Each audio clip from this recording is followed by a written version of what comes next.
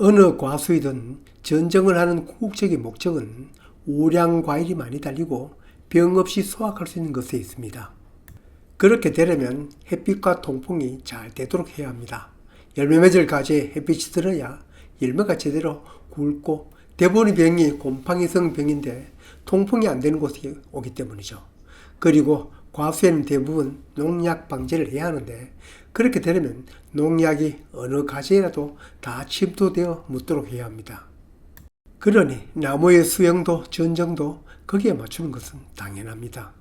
전정의 목적은 그러하지만 전정의 방법은 나무의 자람과 열매 맺는 습성에 따라 달라집니다.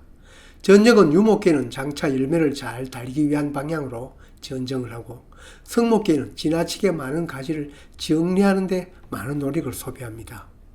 유목계는 앞으로 키울 나무의 모양, 수영을 생각하면서 뼈대를 키우면서 거기에 과일이 열릴 가지가 나오도록 자름 전정을 주로 많이 합니다. 성목계는 오래된 주지나 부주지를 갱신하면서 이미 완성된 가지에 지나치게 나 있는 가지들을 솎아내는 소금 전정에 더 많은 노력이 들어가는 것도 사실입니다. 자름을 하든 소금을 하든 유인을 하든 자연적 해당 과수의 자람 습성과 열매 달림 습성에 따라 하게 되어 있는데, 효과류 중에서 자두, 매실, 살구의 전정 방법은 크게 다르지 않습니다. 어쩌면 체리와도 크게 다르지 않은데, 같은 핵과류라도 복숭아와는 가지에 나오는 습성도, 그 가지에 꽃눈이 맺히는 습성도 차이가 많습니다. 따라서 본 영상은 자두, 매실, 살구나무 전정은 함께 진행하겠는데, 아쉽게도 손바닥 농장은 살구나무를 재배하지 않으니 자두와 매실나무로 동계 전정을 진행하겠습니다. 앞 영상에서도 봤겠듯이 동계 전정의 시기는 1월 말에서 2월에 하는 것이 적기란 얘기를 드렸습니다. 따라서 지금 하는 전정은 어떤 점에 핵심을 두어야 하는지 전정 방법에 대해서 얘기 드립니다. 지금 거론한 자두, 매실, 살구나무는 가운데를 비워서 햇빛을 확보하고 있습니다. 흔히들 개심형이라고 하죠. Y자 형태로 키우는 것도 가운데를 비워두었으니 크게 다르지 않습니다. 보통은 주지를 45도 전후의 각도를 벌려 뼈대를 잡는데, 이것도 주위 상황에 따라 다르죠.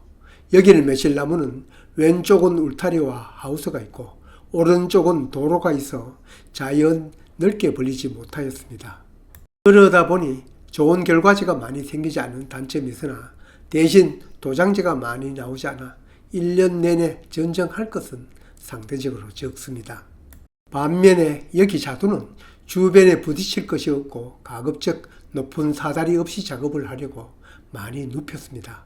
그러니 수많은 가지, 거기에다가 나무의 반발력으로 수많은 도장지가 올라옵니다.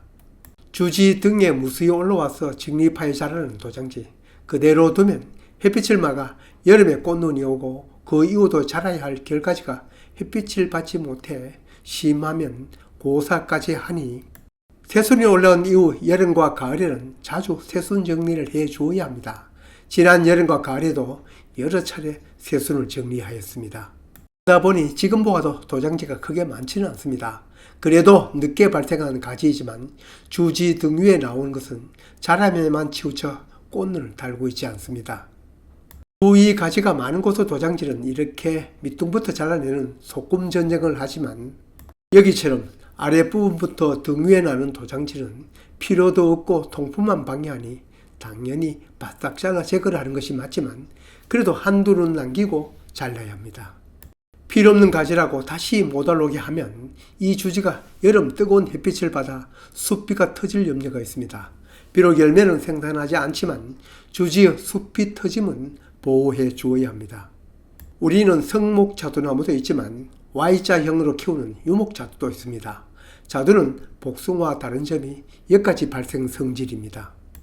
복숭아는 가지 끝을 자르지 않아도 엿가지 발생이 잘 됩니다.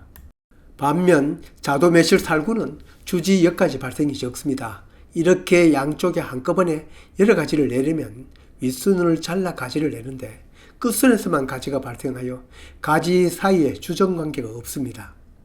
이렇게 방아다리 가지가 생기지만 Y자 수형에서는 모두 주지로서의 역할을 하니 괜찮습니다. 그렇지만 주지가 모두 형성된 뒤에 나는 가지는 주지와 부주지 주정관계가 명확해야 하니 정리합니다. 주지와 경쟁하는 경쟁지는 제거하고 필요한 부주지는 살립니다. 자람 습성을 알았으니 결과 습성도 알아야 전쟁을 할 수 있습니다. 물론 과종 그리고 품종에 따라 약간의 차이는 있습니다만 자두, 매실, 살구, 심지어 체리까지 결과 습성은 비슷합니다. 처음 새순이 올라오면 거기에 여름 되면 맨 왼쪽처럼 꽃눈이 생깁니다. 이듬해는 여기에 꽃피고 열매 맺히겠죠. 열매가 떨어지고도 이 꽃눈은 끝에 새잎이 나고 이쑤시개처럼 자랍니다. 전체적으로 보면 마치 생선가지처럼 보이죠. 이쑤시개 같은 작은 결과지가 하나의 큰 가지에 몰려있다고 하여 결과지 군이라고 하죠. 이렇게 결과지 군을 형성하다가 이 하나의 결과지가 자라니 자리가 복잡해지죠. 동물도 형제끼리 경쟁하면서 자라듯이 식물도 가지끼리 경쟁을 합니다. 이쑤시개 같은 결과지 중에는 끝이 잎이 나오는 것은 자라서 하나의 가지를 형성하지만 잎이 나지 않은 작은 결과지는 그 뒤로는 잎이 없으니 양분 공급을 받지 못하니 자연적 고사합니다. 이렇게 결과지들은 변합니다. 이걸 생각하면서 전쟁을 하는 게 자두, 매실, 살구, 체리의 전쟁입니다.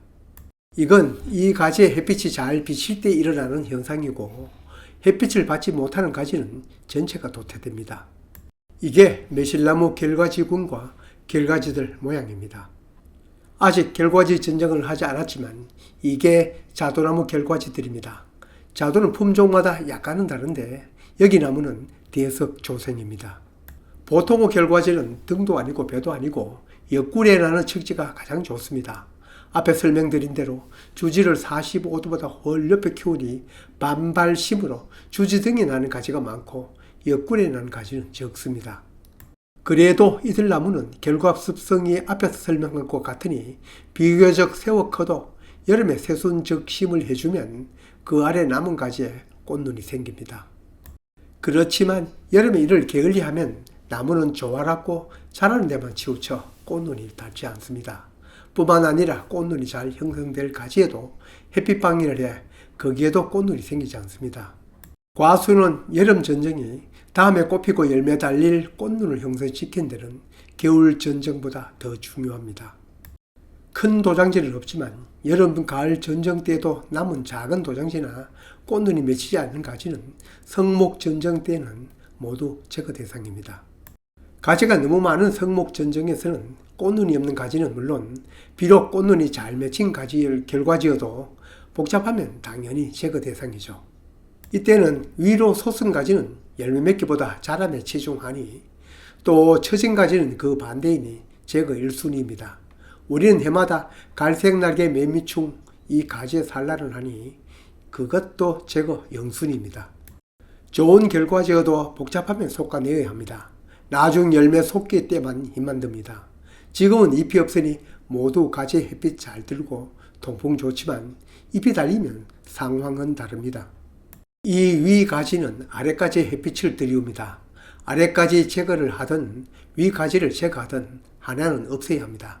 햇빛 받지 못하는 결과지, 과일 자라지도 않고 맛도 없습니다.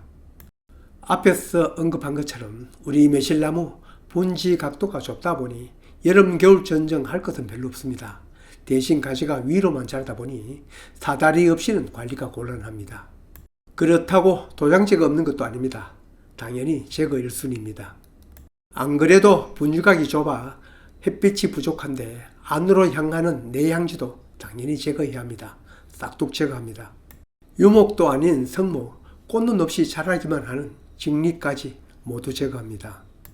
같은 방향으로 자라는 나란한 가지, 서로 평행하는 바퀴살 가지도 둘 중 하나만 남깁니다.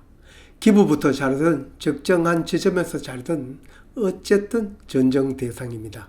주종을 구별해야 할 경쟁지도 정리해야 합니다.